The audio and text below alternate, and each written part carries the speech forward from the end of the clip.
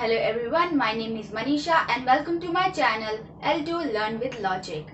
तो आज हम नया अपना चैप्टर शुरू करने वाले हैं, that is profit and loss. Percentage हम कंप्लीट कर चुके हैं। अगर आपने अभी तक नहीं देखा है तो जाकर आप देख लीजिए, क्योंकि उसके कुछ कॉन्सेप्ट्स हमारे प्रॉफिट एंड लॉस में थ्रू आउट आने वाले हैं।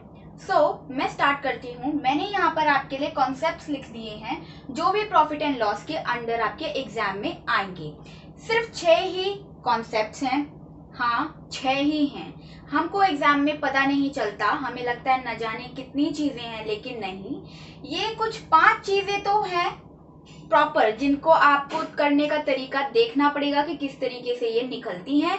बाकी मिसलेनियस जो होती है वो इन्हीं सब कॉन्सेप्ट्स का एक क्वेश्चन में मिक्सचर होता है, उसे मिसलेनियस क्वेश्चन बोलते हैं, जिसे हम किसी एक पर्टिकुलर कैटेगरी में नहीं डाल सकते, क्योंकि उसमें मिक्सचर होता है 1 या 2 या 3 कॉन्सेप्ट्स का। ठीक है, तो हम अच्छे से इन 5 कॉन्सेप्ट्स को करेंगे तो हम मिसलेनियस भी कर पाएंगे।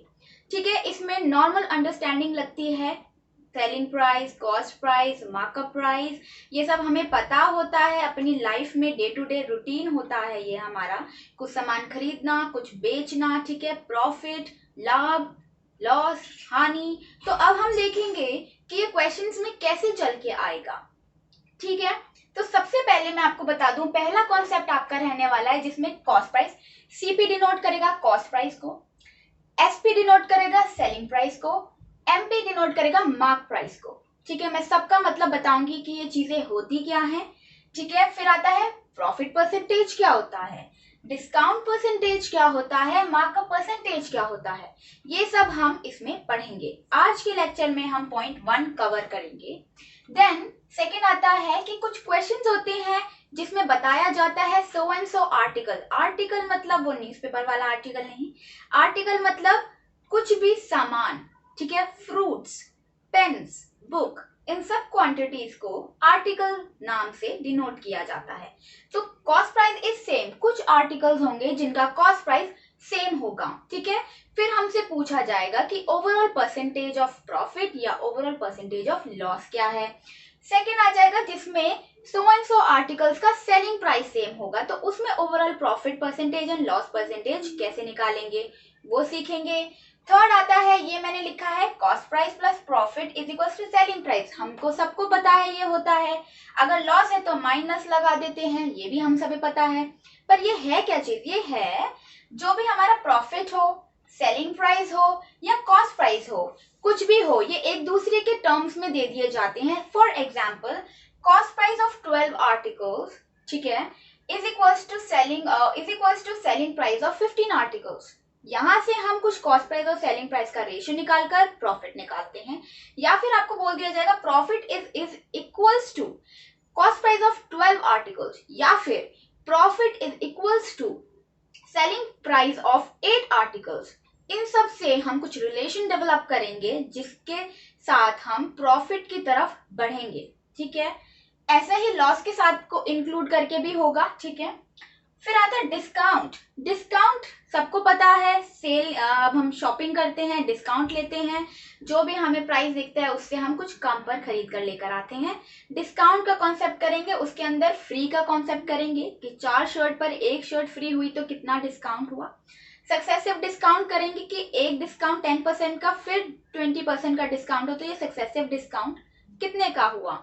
ठीक है, सक्सेसिव से एक वर्ड और आपको याद आना चाहिए, जब हम परसेंटेज चेंज कर रहे थे इन उन क्वांटिटी के बीच में जिनके बीच में एडिशन का रिलेशनशिप होता है, तो मैंने वहां बताया था वहां पर सक्सेसिव नहीं होता। सक्सेसिव कहाँ होता है, जिन भी क्वांटिटीज के बीच में मल्टीप्लीकेशन का रिलेशनशिप होता है उनको हम successive as a successive percentage change deal करते हैं। तो वही प्रोसीजर हम यहाँ भी यूज करेंगे। अगर आपने वो नहीं देखी है वीडियो तो जाके देख लीजिए, मैं कार्ड्स में डाल दूंगी। फिफ्थ आता है डिसऑनेस्टी। फ्रैंकली स्पीकिंग, मैं भी एज एन एस्पिरेंट, जब मैं न्यू एस्पिरेंट थी एसएससी की, ठीक है, मेरे लिए डिस्काउंट कॉन्सेप्ट पढ़ना थोड़ा सा मुश्किल हो जाता था, क्योंकि इसमें समझ नहीं आता था किस पर प्रॉफिट लेना है, किस पर प्रॉफिट नहीं लेना है, क्या सेलिंग प्राइस है, कुछ नहीं पता चलता था। ठीक है, डिसऑनेस्टी विच इंक्लूड्स इम्प्योरिटी। 3 तरीके से एक जो सेलर है वो डिसऑनेस्ट हो सकता है, normal day to day routine में हमें पता है।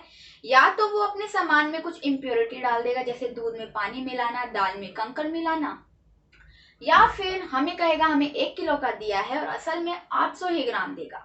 तीसरा, या तो अपना दाम जो बोलेगा वो कि मैं 10 रुपए का सामान लाया था, 10 में ही बेच रहा हूँ, बट असल में शायद वो 6 या 5 रुपए में लाया होता है। ठीक है। फिर आता है मिसलेनियस। इन सब का कुछ कुछ कॉन्सेप्ट का ब्लेंड, मिसलेनियस। ठीक है। अब मैं जल्दी से मिटाकर कॉन्सेप्ट नंबर 1 ही रखती हूँ और हम उसको कवर अप करेंगे। आप इसका स्क्रीनशॉट भी ले सकते हैं। ठीक है, क्विकली करेंगे। देखिए हमारे पास क्या है, सबसे पहले है कॉस्ट प्राइस। ठीक है, मैं अलग अलग पेन से लिख देती हूँ। कॉस्ट प्राइस, सेलिंग प्राइस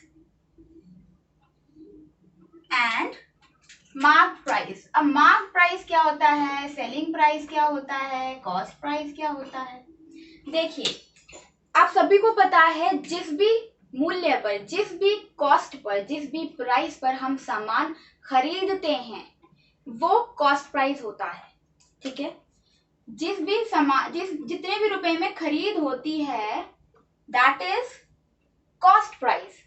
और अब मैं इस, मान लो मैंने 10 रुपए का कोई सामान खरीदा तो 10 रुपए जो है वो मेरा कॉस्ट प्राइस हो गया। ठीक है, वो 10 रुपए जो हो गया मेरा कॉस्ट प्राइस हो गया। अब मैंने सोचा कि इसको मैं आगे बेचती हूँ। ठीक है, मैं आगे बेचने की सोच रही हूँ, तो क्या मैं 10 ही रुपए पर बेचूंगी? नहीं ना। मैं 10 रुपए पे क्यों नहीं बेचूंगी? क्योंकि उस सामान को मैंने 10 रुपए में खरीदा है, तो मैं अपने लिए भी तो कुछ प्रॉफिट निकालूंगी, कुछ लाभ निकालूंगी। हो सकता है वो 10 रुपए का सामान जो मैंने खरीदा है इसमें मैंने कुछ प्रोसेसिंग की हो, तो उस प्रोसेसिंग में या इस सामान को लाने में जो मेरा एफर्ट और टाइम जो लगा है उसको भी तो मेरे को कंपनसेट करना है। मुझे भी तो खुद को कुछ रिवॉर्ड देना है, एनकरेजमेंट। तभी तो प्रॉफिट में लगाऊंगी, तभी मैं आगे कुछ काम कर पाऊंगी। अगर मैंने प्रॉफिट ही नहीं निकाला, 10 रुपए का सामान लाकर अपना टाइम वेस्ट कर 10 में ही बेच दिया, तो ऑब्वियसली मेरा टाइम वेस्ट है। अगर मैं उसमें 1 रुपए भी नहीं कमा पा रही, उस कमाई को बोलते हैं प्रॉफिट। अब ये प्रॉफिट जो होता है, मान लो मैंने 10 रुपए के सामान पे 2 रुपए का प्रॉफिट ले लिया। ठीक है, 2 रुपए का प्रॉफिट जो ले लिया मैंने, तो अब मेरी सेलिंग प्राइस क्या हो गई?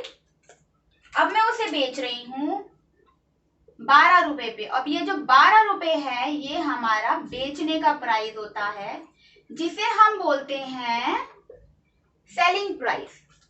खरीद का मूल्य कॉस्ट प्राइस, बेचने का मूल्य सेलिंग प्राइस। और कॉस्ट प्राइस में जब हम प्रॉफिट मिलाते हैं तब हम सेलिंग प्राइस पर जाते हैं। यानी कॉस्ट प्राइस और सेलिंग प्राइस के डिफरेंस क्या है? हमारा प्रॉफिट या फिर लॉस। जरूरी नहीं है कि हमेशा हमारी जो बिक्री हो वो प्रॉफिट में ही हो या कॉस्ट प्राइस से ज्यादा ही हो। कभी कभार हमें लॉस होता है और हम कॉस्ट प्राइस से कम में भी बेचना पड़ता है। ठीक है, नाउ अब आगे बढ़ता है, व्हाट इज मार्क प्राइस। अब आप देखिए कि हम नॉर्मल जब मार्केट में जाते हैं, ठीक है, तो क्या होता है, नॉर्मल सबको पता होता है कि कस्टमर जो होता है बार्गेनिंग करता है। मैं अगर कोई सामान बेच रही हूँ और मुझे पता है कि हर कस्टमर जो है बार्गेनिंग करता है, जितना हम रुपया उन्हें बताते हैं उससे कम में खरीदना पसंद करता है, तो मैं क्या करूंगी, अपने कॉस्ट प्राइस को कुछ इस तरह बढ़ाऊंगी कि अगर बार्गेनिंग हो तभी भी वो मेरे कुछ पर्टिकुलर प्रॉफिट पे सेल हो, कुछ पर्टिकुलर प्रॉफिट पर सेल हो। अगर मैं चाहती हूँ मेरा 20% प्रॉफिट हो ही हो, तो मैं कुछ इस तरह मार्क प्राइस बढ़ाऊंगी और उसको बार्गेनिंग इतना ही अलाउ करूंगी उस कस्टमर को कि मेरा पर्टिकुलर प्रॉफिट हो। ये सारी चीजें एक दूसरे पर डिपेंड करती हैं। ऐसा तो नहीं है मैं इसे 10% बढ़ा दूं, अपनी मर्जी से 10% बढ़ा दूं और बार्गेनिंग कितनी भी हो रही है तो मुझे तो लॉस हो जाएगा। मुझे अपना प्रॉफिट जो है फिक्स रखना पड़ेगा। अब किसी भी हालत में, अब चाहे इतना तो मेरे को कमाई करनी ही करनी है। ठीक है, अब वो कस्टमर चाहे इस प्राइस से इतना कम आए, चाहे इतना कम आए, चाहे इतना कम आए, इससे नीचे वो मैं बेचने को तैयार नहीं होंगी, है ना। ऐसी होता है ना, बेचने वाला मना कर देता है इससे नीचे मैं नहीं बेचूंगा, तो वो इससे नीचे क्या है, वो उसका जो पर्टिकुलर उसने सोचा है कि मैं इतनी कमाई तो करूंगा ही करूंगा, वो ये सेलिंग प्राइस है। और जितना वो आपको बताता है दैट इज मार्क प्राइस। वो उसने अपने कॉस्ट प्राइस पर बढ़ाया होता है इस तरह कि आप कितनी बार्गेनिंग करो वो रेंज दे देता है आपको। ठीक है, इससे हमें क्या पता चलता है, कॉस्ट प्राइस अगर प्रॉफिट है तो कॉस्ट प्राइस से बड़ा सेलिंग प्राइस होगा, अगर प्रॉफिट है तो, अगर लॉस है तो कॉस्ट प्राइस से कम होगा सेलिंग प्राइस। रिलेशनशिप जरा ध्यान दीजिए, ठीक है। और कॉस्ट प्राइस से बड़ा मार्क प्राइस होता है, सेलिंग प्राइस से बड़ा भी मार्क प्राइस होता है, ठीक है। यानी मार्क प्राइस से छोटा सेलिंग प्राइस होता है, ठीक है, और सेलिंग प्राइस कॉस्ट प्राइस से बड़ा होता है प्रॉफिट के केस में। तो मैं रिलेशनशिप क्या डेवलप करना चाह रही हूँ, जरा आप ध्यान से देखें, मैं क्या बताना चाह रही हूँ। मैं दूसरा पेन ले लेती हूँ। मैं यहाँ बताना चाह रही हूँ कि अगर हमारा प्रॉफिट है और हमने कॉस्ट प्राइस पे कुछ प्रॉफिट लिया है, तो यहाँ आता है हमारा प्रॉफिट परसेंटेज। अब ये प्रॉफिट परसेंटेज किस पर होता है, कॉस्ट प्राइस पर, ठीक है।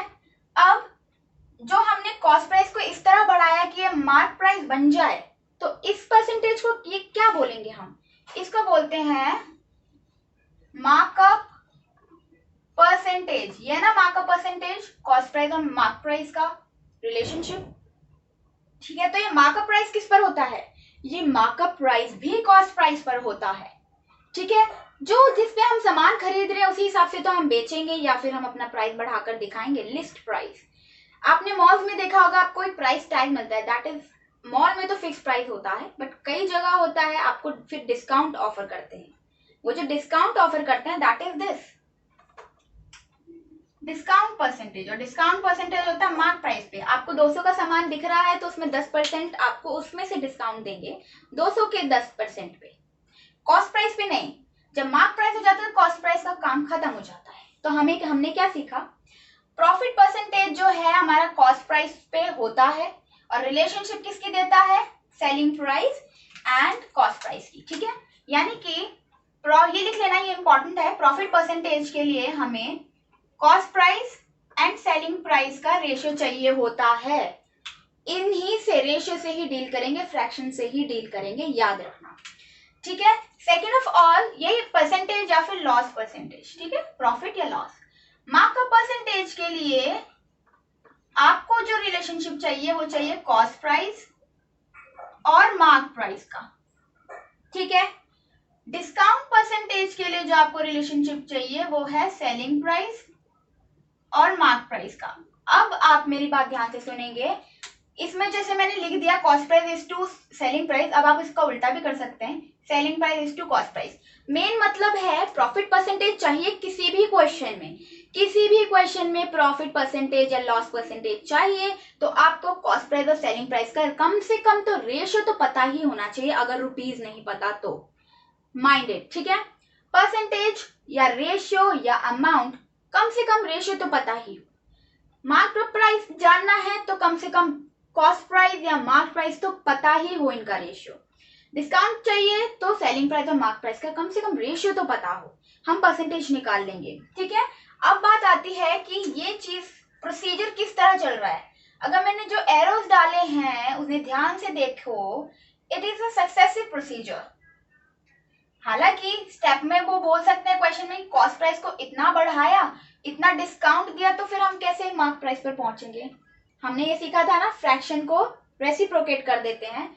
जब ये यहाँ से यहाँ आ रहा है, जो भी डिस्काउंट का परसेंटेज, फॉर लेट्स से अगर 20% का डिस्काउंट बोला तो उसकी फ्रैक्शन क्या होती है, 4/5 हो जाती है रिमेनिंग, ठीक है। जैसे कि 20% डिस्काउंट के बाद 80% बचेगा, इसको काटा तो 4/5, ठीक है। मार्क प्राइस को जब हमने 4/5 किया तो सेलिंग प्राइस आ जाएगा, लेकिन अगर हमें सेलिंग प्राइस से मार्क प्राइस जाना हो तो रेसिप्रोकेट, याद है ये वाला,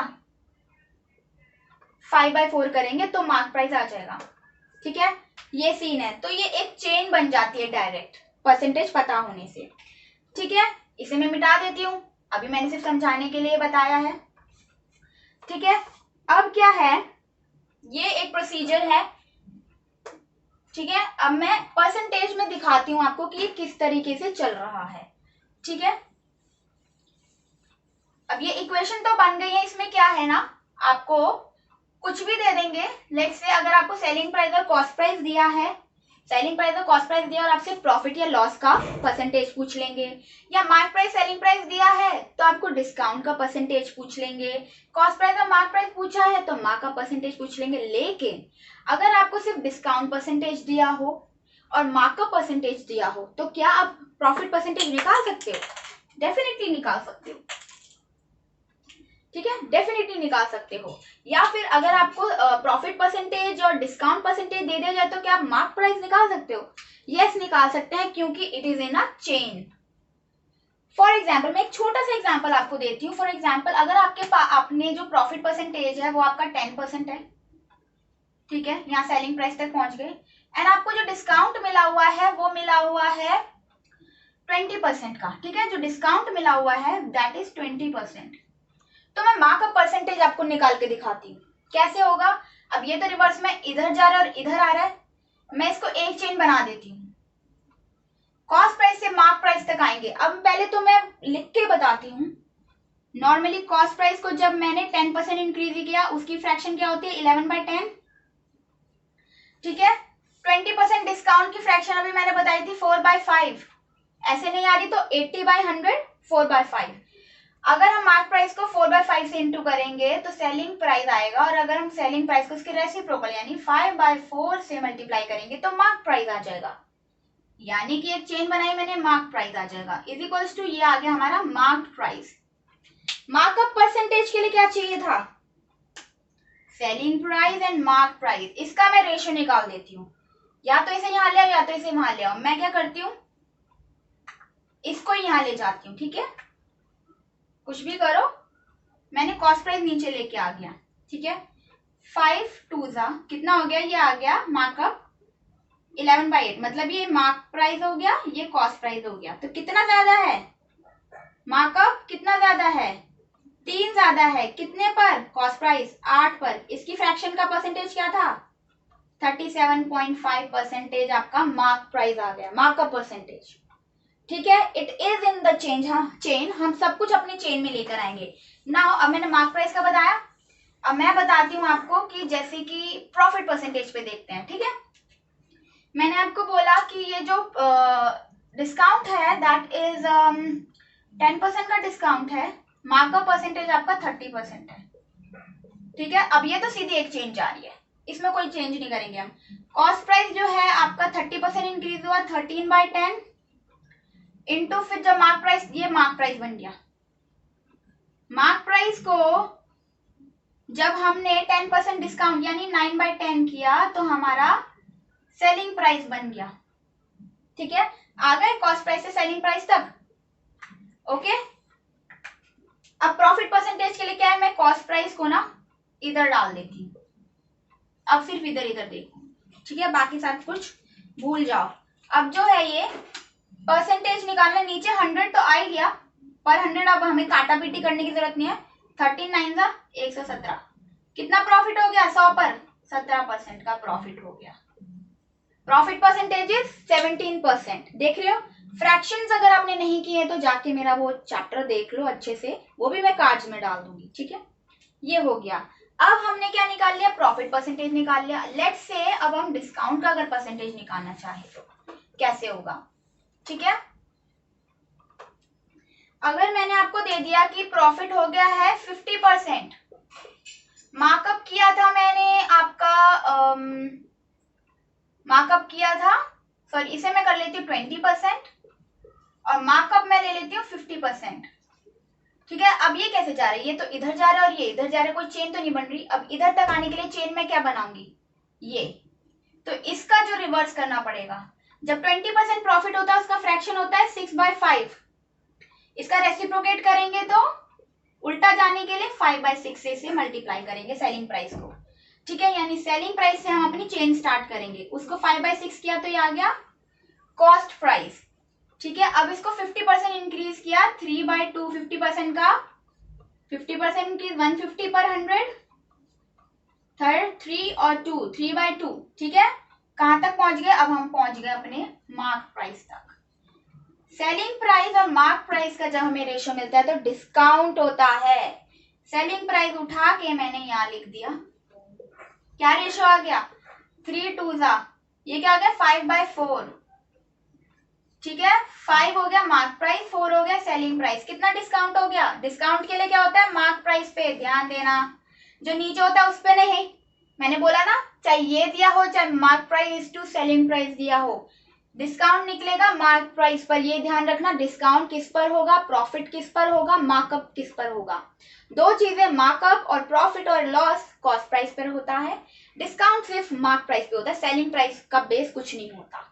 ठीक है, वो बात अलग है। क्वेश्चंस में वो बनाने के लिए कह देते हैं कि 20% ऑफ सेलिंग प्राइस। ठीक है, वो बाद में देखेंगे। मार्क प्राइस का कितना हो गया? सेलिंग प्राइस एक कम हो गया ना, ये कितना होता है? 1/5। 20% डिस्काउंट दिया, डिस्काउंट परसेंटेज इज 20%।